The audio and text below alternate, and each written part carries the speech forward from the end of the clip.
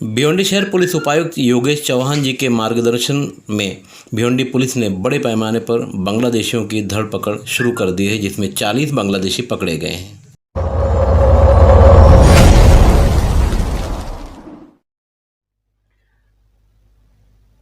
नमस्कार, आदाब। आइए मुख्य समाचार से पहले कुछ अपडेट जान लेते हैं। हमारे देश के मशहूर और मारूफ पत्रकार विनोद दुआ के बारे में जो अफवाहें फैलाई जा रही हैं व्हाट्सएप पर या सोशल मीडिया पर, वो गलत है। उनका निधन अभी नहीं हुआ है, मगर वो सीरियस हैं। बहरहाल उनके लिए उनकी बेटी ने लोगों से अपील की है कि उनके लिए दुआ करें।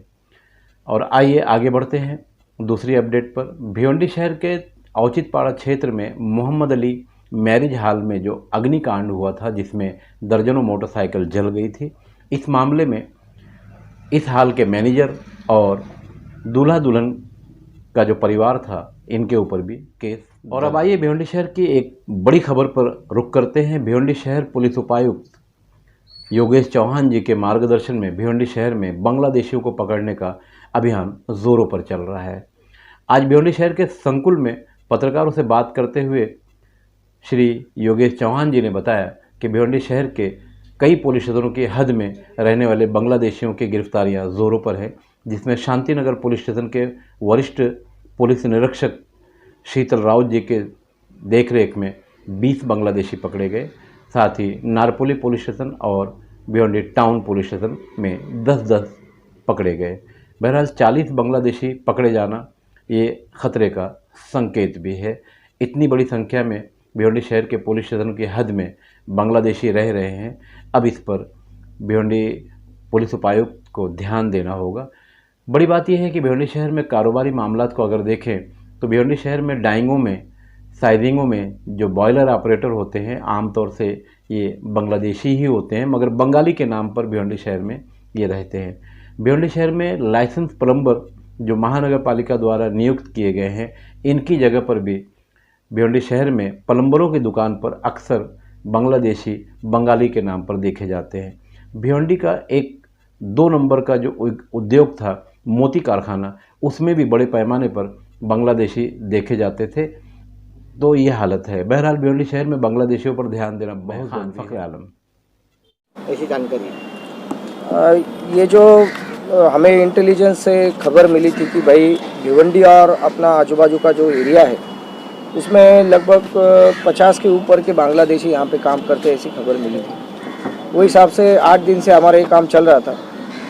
हमारे एसीपी ढोले साहब, वड़के साहब, शीतल राउत साहब जो है, हमने मिलके ये तय किया कि हमें एक स्ट्रैटेजी बनानी पड़ेगी। वही हिसाब से हमने 4 अलग अलग टीम की और कल के दिन सुबह इसके ऊपर हमने वर्कआउट शुरू करके लगभग 40 लोगों को, जो बांग्लादेशी है, बांग्लादेश से बिना परवाना कुछ भी गलत डॉक्यूमेंट बना के यहाँ पे आए हुए थे, वो अलग अलग कंपनियों में काम कर रहे थे भिवंडी और आउटस्कर्ट्स में, तो उन सभी को हमने उठाया। तो उसमें से 40 लोगों को अरेस्ट किया है। और शांतिनगर में 20 जो है, शांतिनगर में 20 लोगों के खिलाफ गुना दाखिल हुआ है। वैसा ही गुना नारपोली पुलिस स्टेशन में दाखिल हुआ है, उसमें भी लगभग 10 आरोपी अरेस्ट किए हैं। और तीसरा मामला भिवंडी शहर में दर्ज किया गया है, उसमें भी 10 बांग्लादेशी जो है नागरिक, उनको ताबे में लिया है, अरेस्ट किया है, उनके ऊपर मामला दर्ज है। ऐसे टोटल कुल मिला के 40 बांग्लादेशी जो है अपने एरिया में रह रहे थे भिवंडी और जोन के अंदर में, उन सभी को हमने अरेस्ट कर लिया है, ताबे में लिया है। और उनको जो है 2 दिन की पीसी मिली है। बिल्कुल, एक के पास एक फर्जी पासपोर्ट है, बाकी सभी लोगों के पास लगभग 90% लोगों के पास आधार कार्ड और उनका जो पैन कार्ड है वो मिला है। इस तरीके से हम देख रहे हैं। मोबाइल भी उसमें मेरे ख्याल से जो है 28 मोबाइल जमा किए गए हैं। 94,900 रुपये का जो पासपोर्ट, आधार कार्ड, पैन कार्ड और उनका जो ये तरीका था, मतलब अगर ये पैसा भेजना है किसी से, व्हाट्सएप पे कॉलिंग करना, इसे ईएमओ करके एक ऐप है, उसके ज़रिए वो डायरेक्ट बांग्लादेश में अपने घर वालों से, रिश्तेदारों से, दोस्तों से बात कर सकते। जो व्हाट्सएप वहाँ पे यूज़ होता नहीं, तो ईएमओ ऐप ये डाउनलोड करके कुछ लोगों ने ऐसे हमें इंट्रोगेशन में मालूमात मिली है। और ये जो फर्जी डॉक्यूमेंट है, पासपोर्ट है या दूसरे आधार कार्ड है, इन्होंने जो है जो बंगाल से या महाराष्ट्र में या गुजरात बॉर्डर के कुछ ऐसे गांव हैं, यहाँ पे ये फर्जी पासपोर्ट आधार कार्ड बनाने का काम है। हमें 2-3 नाम मिले हैं, नंबर भी मिले। उसके तहत हम जो है टीम जो है वो भेज के वो बाकी के आरोपियों को भी हम अरेस्ट करने वाले हैं। और इसमें संभावना है कि इसमें और ज़्यादा आरोपी आने वाले दिनों में अरेस्ट हो सकते हैं, जो अपने ठाणे शहर जुडिक्शन के एरिया में यहाँ कहाँ हो छुपे हुए, उनको भी हम ताबे में लेने की कोशिश कर रहे हैं।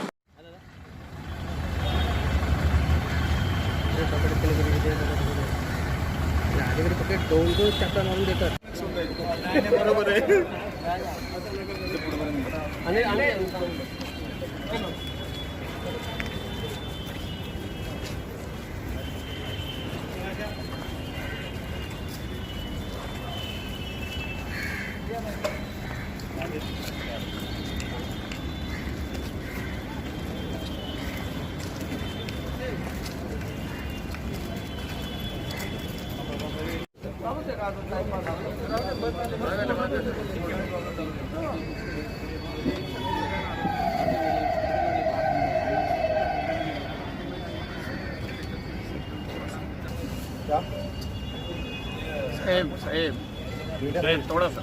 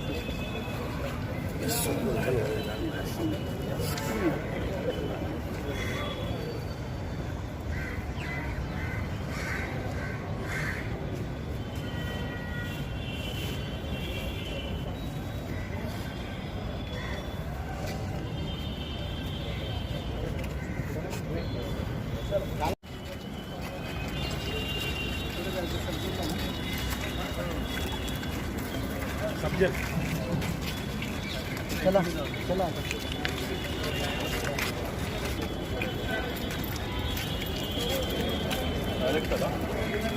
थैंक यू, आभार। अरे रेहान भाई सब इधर